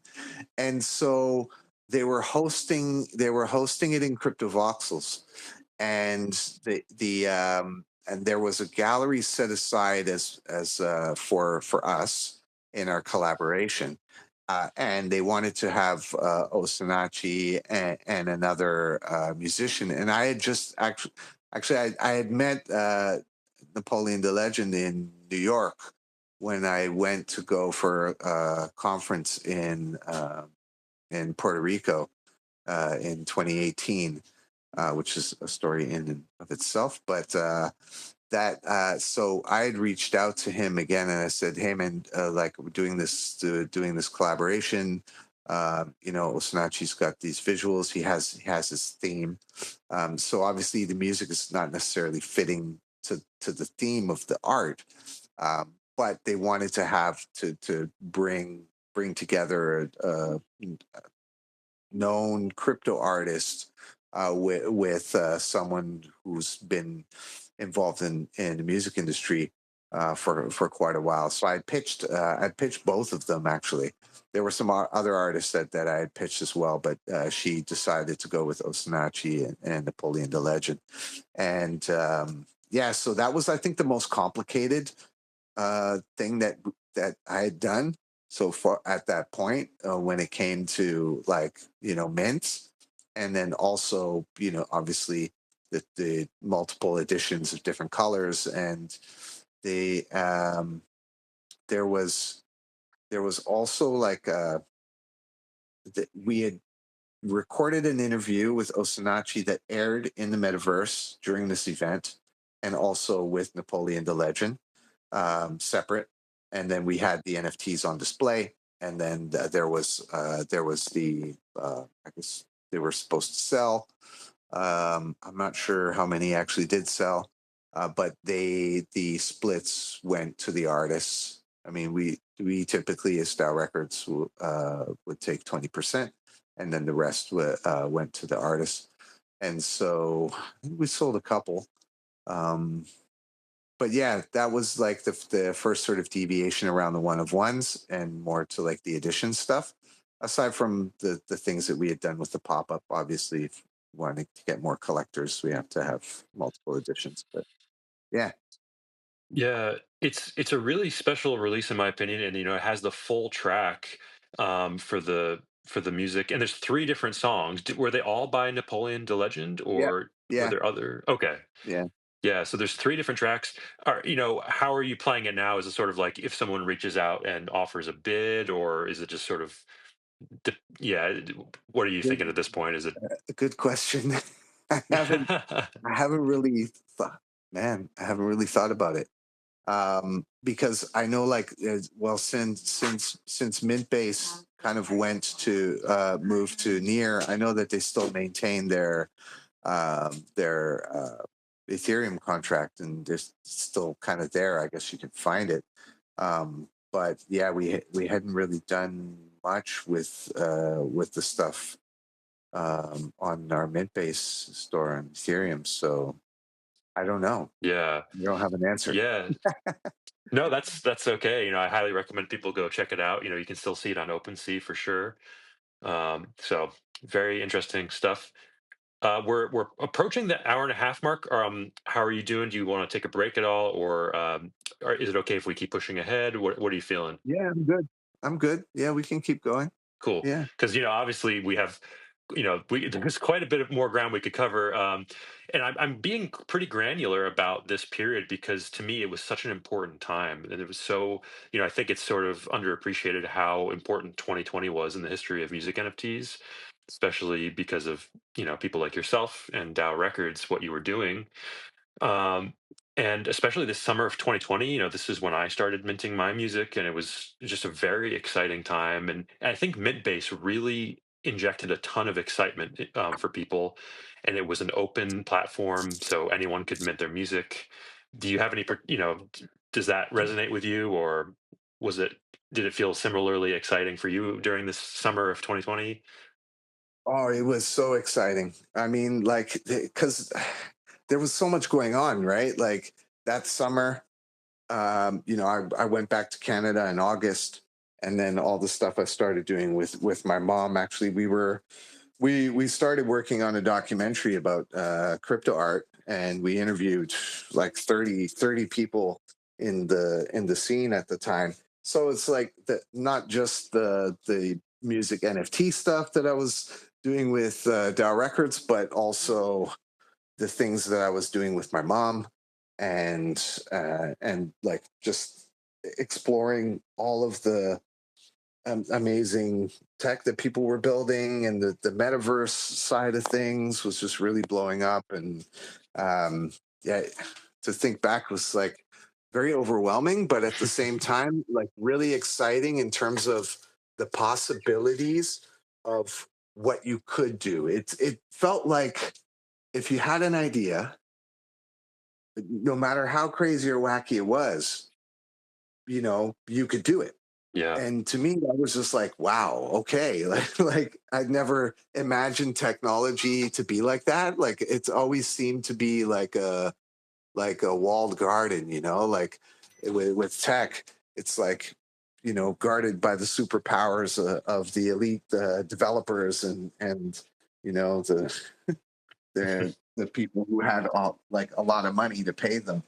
And I didn't know any developers, you know yeah, so this was just like it brought everybody together in sort of a spirit that I hadn't seen. And that's why I always make the analogy back to hip hop, is because to me that felt like that's the essence of it, like that sort of community creation, innovation, collaboration, like it was all coming together.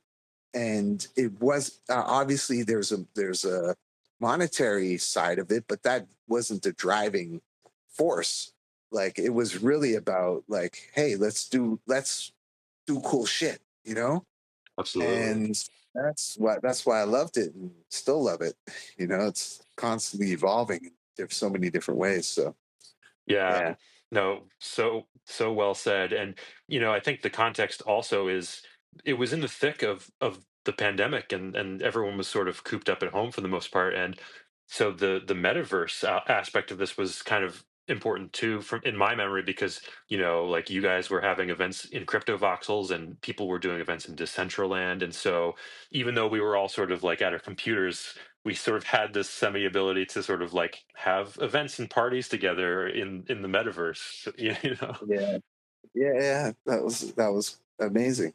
And then I mean, like at the time it's like, okay, what else am I doing, right? For one, and then two, it's like, all right, this is my new community, so we do stuff, and I love doing events, and I've been doing them for so long. So for me, it was like, let's organize some metaverse shit and have some fun, and that continued even after we went over to work more on the near side. But um yeah, like I think we've done like hundreds of metaverse events Yeah, over the years, definitely. And so, if we start looking at like early August, DAO Records began doing a new type of audio NFT release where, so this is when you started doing looking on the contract, there's like a couple tracks that each have 10 editions, and it features a 30-second clip of the audio track, and then the owner could unlock the full track.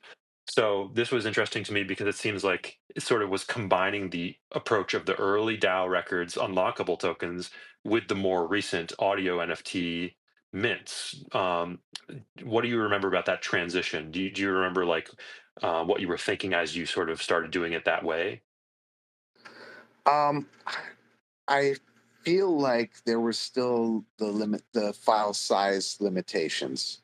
If Ah, I'm not mistaken, I believe that Mintbase reduced the file size, and so instead of having the deteriorate the quality with like a low quality MP3, I think the idea was to now, like, let's try doing like having more available, but just with a short clip so people could hear what the song sounded like, and then if they wanted to get it, then they can have access through the unlockable for the full audio. But I am pretty sure that it had to do with file size limitations. Um, gotcha. Yeah, I never knew yeah, that. yeah. And so, was there a particular reason for the 10 editions? It looks like you guys had minted more editions for some of these releases, like later down the line on this contract. Was it sort of like, was the 10 the first pressing, and then when those were sold out, you did more, or do you remember that dynamic? Yeah, yeah. It also had to do with, I think that like it had to do with the cost of minting as well. Oh, yeah, Because I remember that Osinachi, like the Osinachi and Napoleon the Legend release, that those 30 NFTs I think cost something like 200, like in gas was like around $250 or something to yeah, mint them. Like it wasn't cheap at that time to mint. yeah, So I'm pretty sure the 10 and then 10 more or 20 more had to do with the cost of minting, and to keep the cost of minting low until they sold, so that we didn't have to spend and then they don't sell. right, And then we basically just had spent the gas fees on gas. So I'm pretty totally. sure that's why we did it that way. Yeah, makes sense, and I remember that too. And there's so many awesome gems minted in on the contract during this time on the Dow Records contract. And, there's one that I remember by Princess Camel and Space Painter doing the Mm, image. She yeah. sometimes answers the phone calls. I love that track. I was never able to pick one up, but I just wanted to shout that one out. But there's so many good ones. I highly recommend people go on OpenSea and look up the Dow Records contract. You can find all of these. Um, Yo, okay, that was season two of the pop up. okay, so it was sort of Yeah. connected to the pop up Yeah, as well. yeah, yeah. It was definitely connected to the pop up. Yeah, because I Gotcha. remember now that yeah, now I remember. So it was another thing where we had a package, where we had the package, where you could get the NFT and get one NFT, and then you would get all the audio NFTs with it. So Gotcha. that minted those, and then we had and minted 10 to start, and then and then put them all up. And then we had the 10. I think there were some that were set aside because obviously not all of them were purchased, and we wanted to make them available for people to get individually. They wanted to from the remainder. Right. So that's why we had more. Yes, now it's coming back. That we've Yeah. been season two of the pop up, and we had Yeah. the metaverse, the crypto voxels parcel was loaned to us by Whale Shark.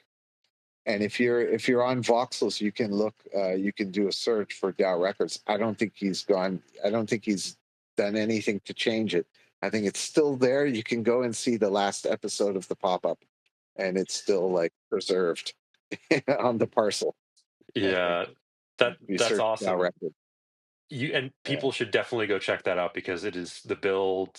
It's so cool, and it brings back so much good memories for me. Crypto voxels, DAO records, go check it out. Um, and so basically for the rest of 2020, you guys were minting on this contract on layer one. So expensive, but it was still exciting nonetheless.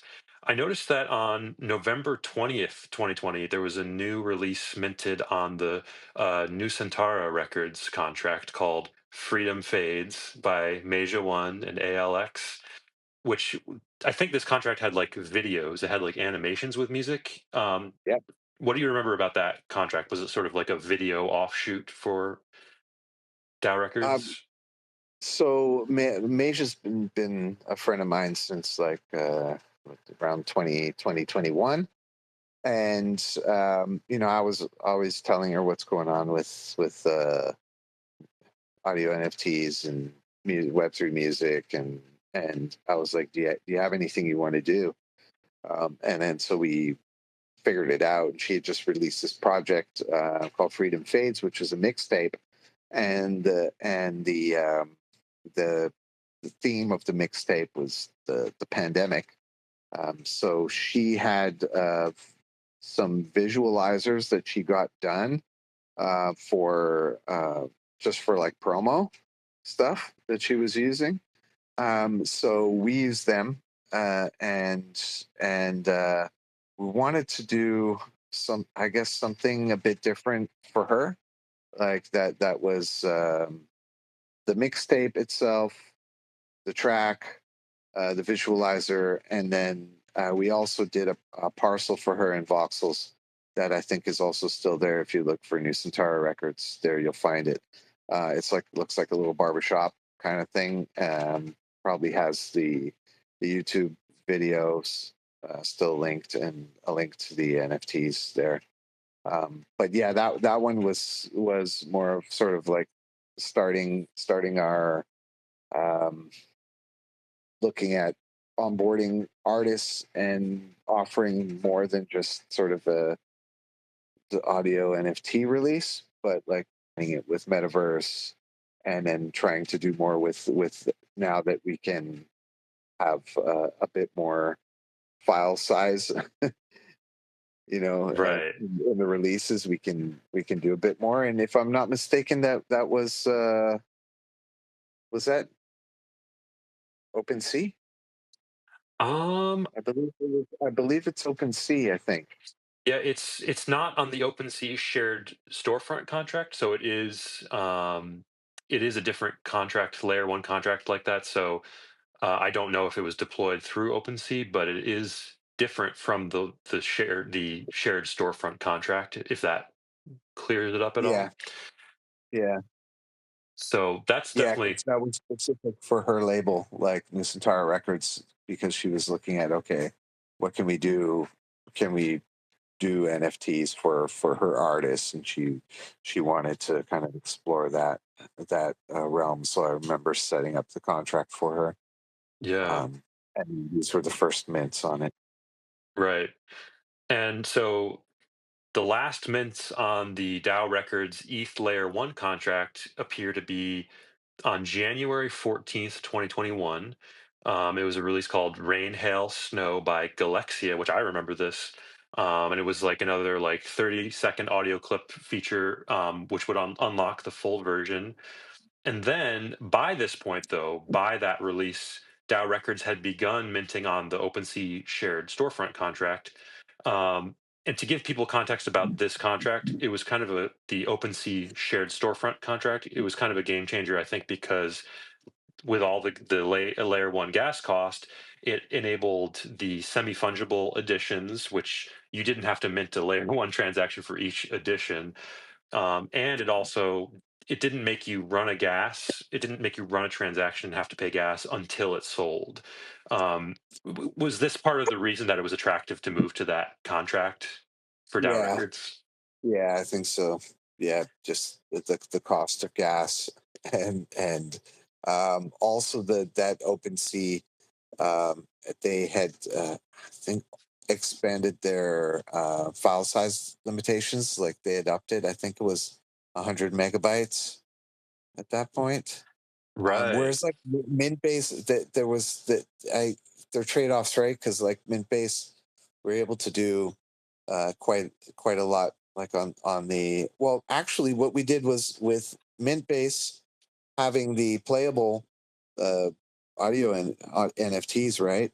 Was that I went to OpenSea and I'm like, look, we need to get some of our we need to be able to play our NFTs here on OpenSea too. Come on, because Right. they would populate on OpenSea, but you couldn't play them because the player was only on Mintbase had developed it, right? That's right. So Yeah. finally, OpenSea was like, okay, all right, we'll get the player up and running for you guys. So, and then yeah, at the time when we had personal relationships with with the owners of OpenSea.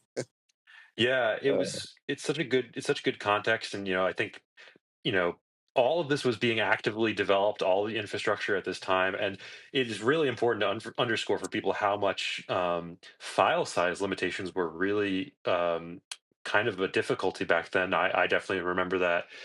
Um, and so it was also the peak of like people were just piling into the space at this point. It was like NFT mania was sort of just gaining steam in early yeah. 2021. And you guys were really putting out a lot of releases on the OpenSea contract. You were doing events, I remember. Um, any particular memory of this general time? Was it you must have been just so busy?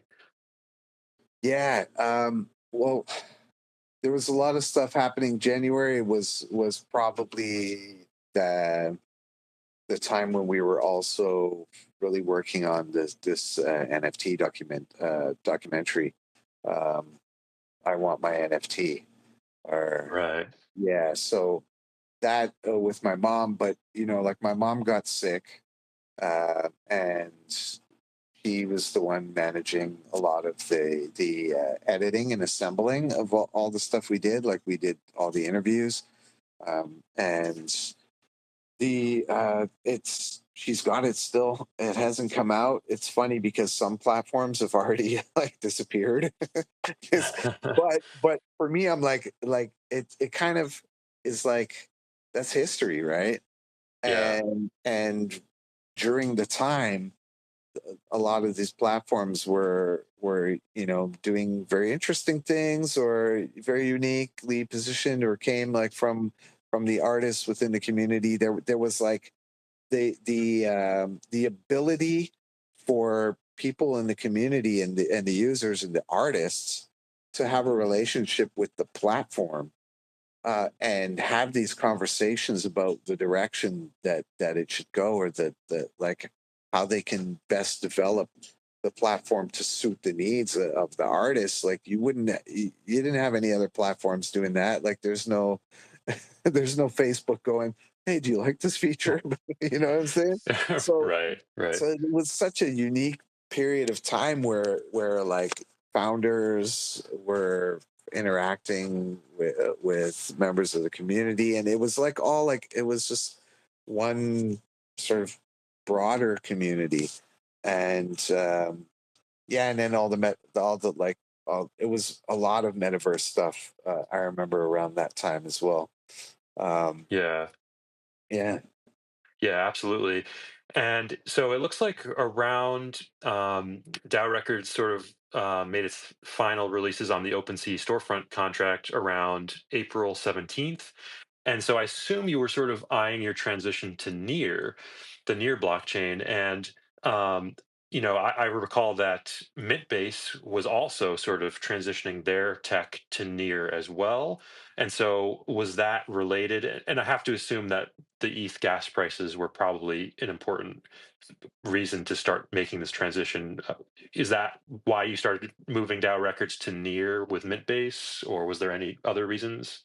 Yeah, that was the main reason. Um, so like Mintbase, I didn't know about Near prior to Nate telling me, and then he's like, all right, we're going to build on Near, and then once they migrated and they had already had everything set up on Near, they asked me if I wanted to come and start building a community there, sort of music and audio community. So I was part of the early sort of wave of like grant recipients on Near. So Mintbase had gotten grants to basically develop communities around users who would come and use the platform to mint.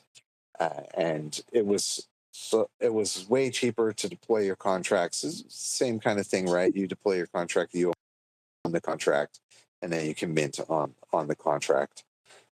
And they had already like come up with the Stripe integration, so they had integrated Stripe already on their Ethereum platform, which also was interesting when the price of the Ethereum went up, but the price and dollar price to purchase the NFT by Stripe remained the same.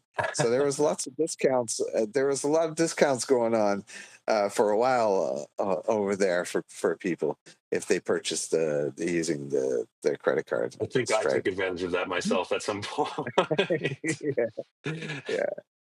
Yeah, so I think the idea of like being able to be a part of something new and different, like I've always been an explorer in a way, and yeah, so the kind of move to Near was uh, partially driven by the cost of minting on Ethereum, but the idea of being able to do to do a bit more at a lower cost. Right.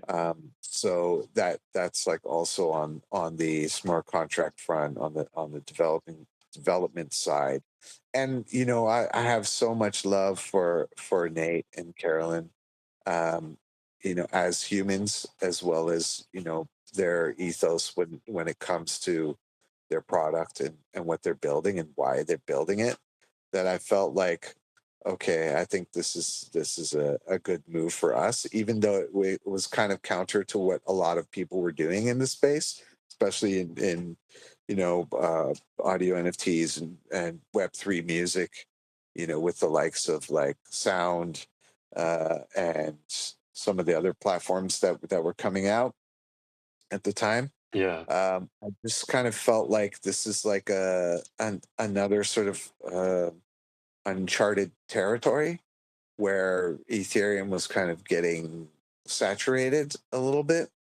And I'm kind of the person who would rather be like off the beaten path and kind of venturing out into to new territory to try different things out and explore a bit. And I found the Near community to be really like in the early days at around that time, to be very welcoming and warm and open, and a lot of really cool people were there. So it just kind of felt like home, and I was able to do things I couldn't do, say, on Ethereum. Um, but yeah, that was that transition period for DAO Records specifically, and then also like building community stuff. Yeah, it definitely was an exciting development as I remember. And like you said, the near community was really had such a good vibe. And Nate and Carolyn, they were always so cool to me as well. So I definitely resonate with that. I don't know if this was the first release of sort of the near DAO records, or well, I don't know. Can you tell us about the Rare Vandal release? Because I feel like you starting on near was when Rare Vandal the moniker sort of emerged, and you really had this cool gamified release around that. You want to just tell us about that quickly? Yeah, that track, okay, so I was already in Portugal at that time, 2021. So I left Canada for like a road trip with my mom where we went to Lisbon and then to Germany. And that was like end of July 2021. And I ended up staying in Lisbon, and Mint Base had moved from their office from Germany to Berlin to Lisbon. So they were there, and another friend of mine, Jonathan, came from Bittrees. So I had been doing a lot of stuff with Jonathan. Even I think we forgot to mention the vaults that we did, the Yes. music NFT vaults with Bittrees. But yeah, like I got to know Jonathan, and we lived together in Lisbon for like 8 months, and during that period of time, I had started working with Kranz, so Paul Kranz, one of the producers, and he was really kind of moving on the side of like the beat DAO. Oh, okay. Another thing to point out about Near as well was the DAO framework on Near was already like pretty well developed and very easy to use, and that was another reason for us to push with using Near because of the ease of use for the DAO tech. So Gotcha. a lot of DAOs were created. I was sort of part of the creation of a bunch of DAOs aside from like DAOrecords, but also like the Van DAO, which is my personal DAO. I meant like the idea was that I was the DAO tater. Like it was just it's a DAO, but it's just me. You know what I'm saying? Like just Yeah, wanted to yeah. do this. So the Rare Vandal actually was kind of like part of the Van DAO, and that the idea was that the song was like I'm in the metaverse, and I'm the Rare Vandal because like, and I just, not that I wanted to rebrand Vandal, but Rare Vandal just seemed more fitting as a Web3 moniker, and even Yeah, like yeah. people outside of Web3, it's just like they like it also, but yeah, so that's kind of how that came about. But I always wanted to do something that was chain agnostic, and that wasn't necessarily attached to any particular chain. And that was the idea with the Rare Vandal was you know uh, release release the song across different chains. Um, Yeah. some that I wanted to do never actually materialized, but I did get them up. I did get the song up on I think four of the six chains that I wanted to do it on. And then there was a lot kind of going on at that period in my life as well, that like I wanted to do more, but I couldn't I couldn't do it. So Yeah. um, yeah, so the And Rare Vandal was that kind of thing. Is recorded it in Portugal, in Lisbon, and shot the video, kind of the intro there, and the rest of it we shot in cryptovoxels. And my mom edited the video for that, so she did the music video for the Rare Vandal. Yeah, it was really a fun release, and you had like the scavenger hunt with the cards and everything, and I will always cherish those NFTs that I collected from that Hmm. event and Yeah, release. And you did another fun, really cool release where you minted some like old beats that you had made. yeah, Can you tell us about that release yeah. too? So I think it stems back from the idea of like being able to use the blockchain as timestamp or to archive things, right? And I thought like I've got these beats that I had dug up. I had a cassette when I was in Canada. I digitized my old beats from like 1992.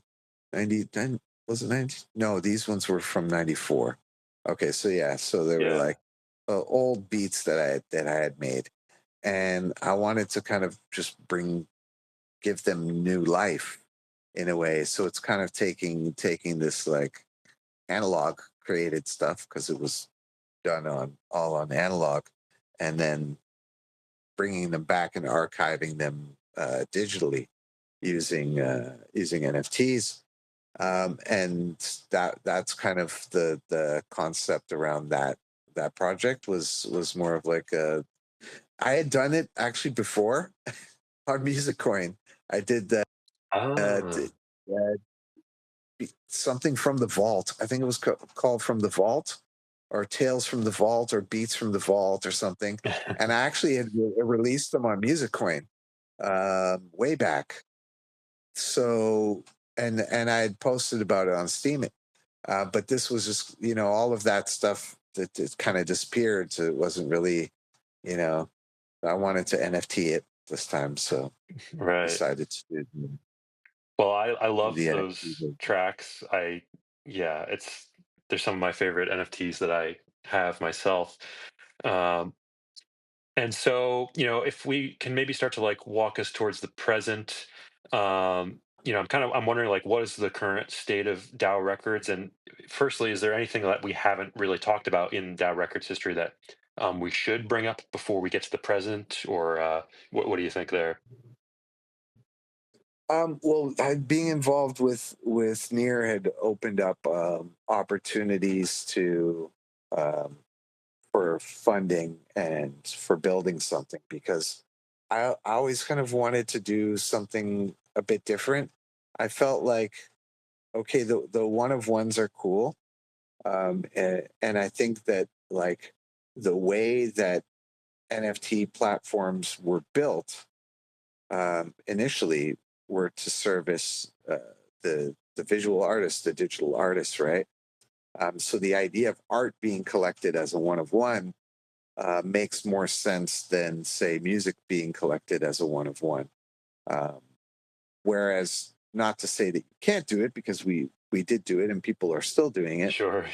But it's also like okay, would we do that with a physical release? Maybe, maybe not, but probably not.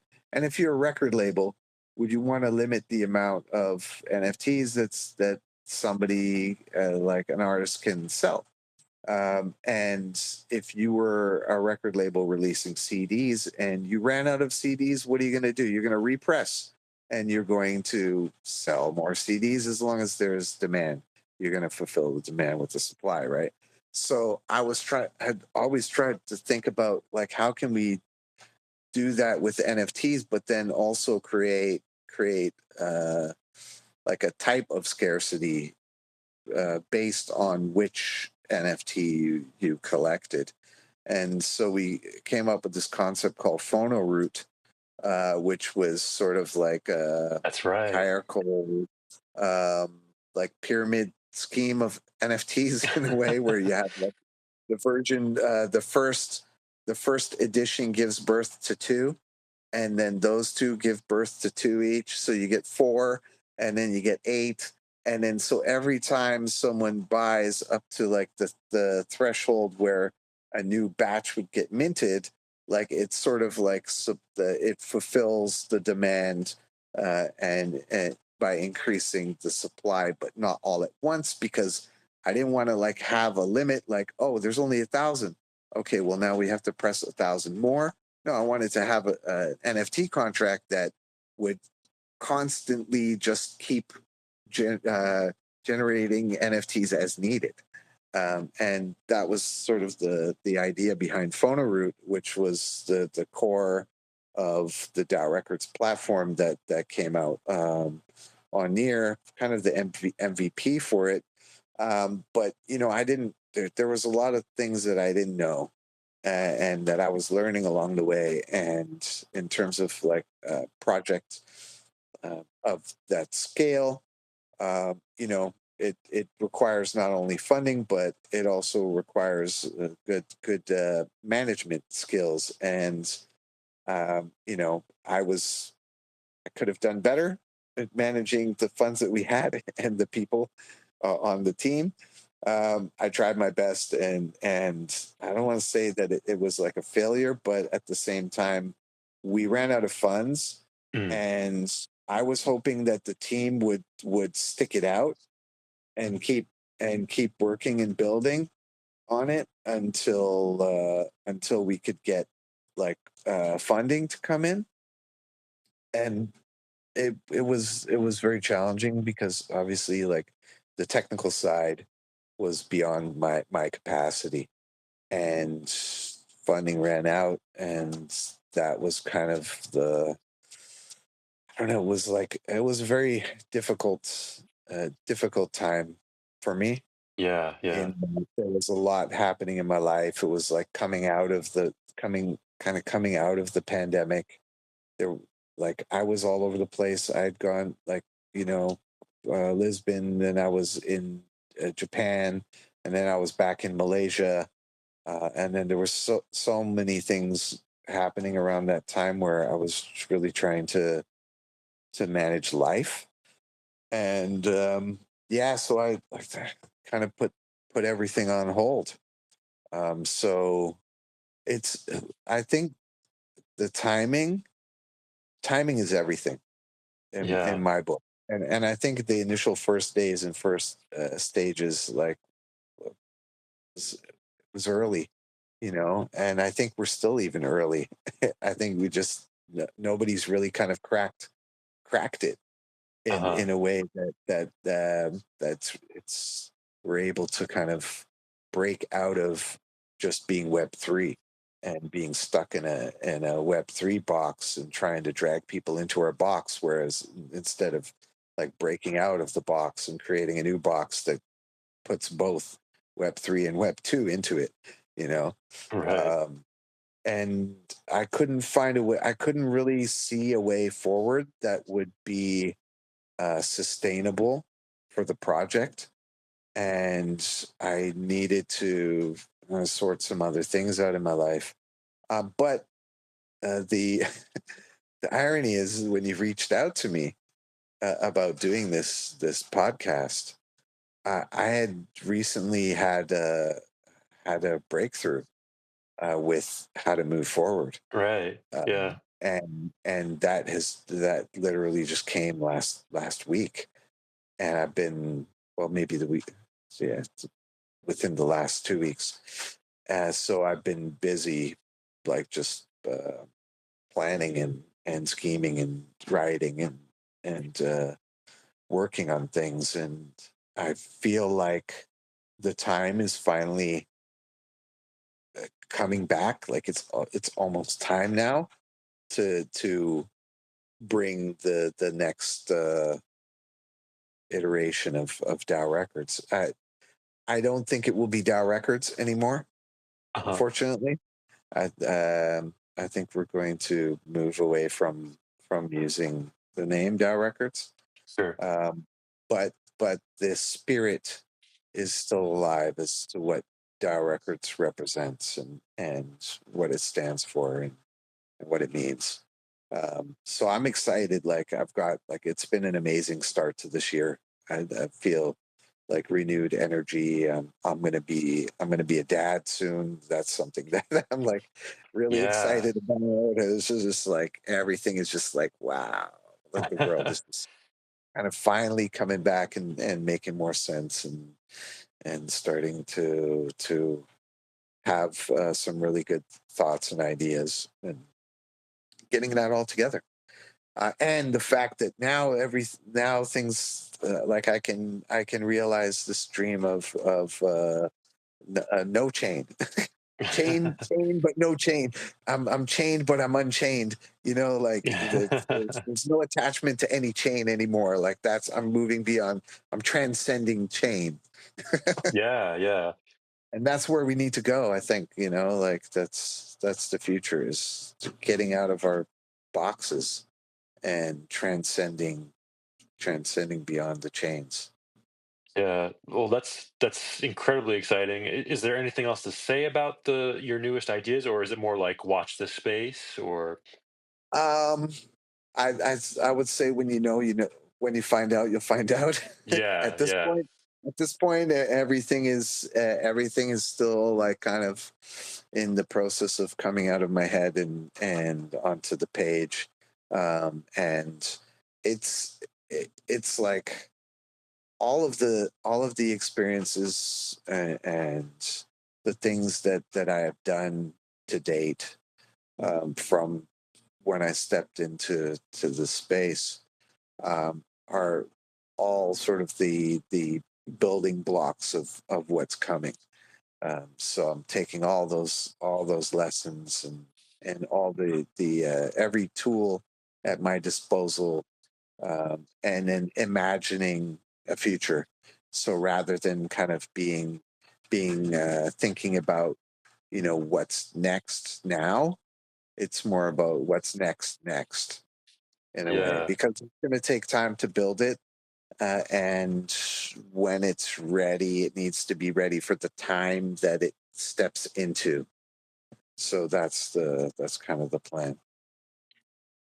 well, that's so well said, and it has been so much fun walking through all this history with you, and it's great to talk to you. It's been a minute since we've gotten to talk. Yeah, yeah, man. Um, is there anything else to say in this discussion, or have we pretty much covered what we're going to get to today? Yeah, I think we covered a lot more than I initially remembered. So thank you for doing it. Thank you for this series and documenting the history and digging up some stuff about DAO records that might have escaped my memory if you were just to ask me to recall everything. So Sure. so thank you, Tor. No, Appreciate it, and yeah. absolutely. Yeah. Yeah, no, Um, there really is a lot of details. So. mm. Yeah, and I guess I would just say, like, if you're listening to this and you're not like involved in the space, or you're just getting involved, or you have a curiosity when it comes to like what's next, or for music and technology and what people are doing. It's what I've always been saying to my friends and artists is like, if you're genuinely curious about it, get out there, explore, experiment. Don't have any fear of asking questions, and get to know people in the space, and get involved in something, and just, keep that curiosity alive, and build and do stuff. It's a lot of fun. There's a lot of opportunities. uh, I'm not talking about financial opportunities. I'm talking about opportunities to explore, learn, innovate, that can also be financially viable. So Yeah, get out there, have fun, enjoy it. It may not be how it is for long. it's so well said, and it's so awesome to hear that coming from you. And I wholeheartedly embrace that sentiment too. Um, for the people listening, where are the best places to follow you and your latest work? Yeah, just follow me at Van Digital, Twitter, Instagram, and I'm Van Digital pretty much everywhere that I am. So near as well. I've got a project that I've been working on, now for the past, I guess, 8 months, since like April. It's more of a fun thing that I wanted to experiment like with like meme coins and quests and tasks and kind of looking at that aspect of the space. It's called Survival is Near. um, we've got some interesting things coming up. Actually, it's it's funny because with DAO Records, like I never wanted to launch a token. Sorry, side note here before we end. Uh, I never wanted to do any like token launch or anything like that because I always felt like it's time isn't right. That's a lot of pressure to have, to maintain a price and all the things that come along with the token. But we did just launched the token for Survival is Near in November. And I've learned a lot about tokenomics and various other things that revolve around that. I've used NFTs for this project as well. There's a DeFi element that we have, like we did staking, farming, and trading mining rewards. Now we just launched our own NFT staking and token staking platform for it. So I'm learning new things without necessarily having to do it via DAO Records. And I think these are all like the things that I'm going to apply to, the what's coming next, like on the music side, because I can only stay away for so long, and it wasn't intentional. You know what I'm saying? Like it just kind of life happened in that way. So yeah. Well, that's great. Definitely, everybody, keep an eye out for those things, and be sure to give Vandal a follow. So I guess we'll leave it there. And Vandal, thank you for joining Music NFT Archive. thank you, Tor. Much love. Thanks for everybody for listening. Thanks to everyone for tuning in. Please follow Music NFT Archive on X, Twitter, and subscribe to Music NFT Archive on YouTube as well. We'll see you next time.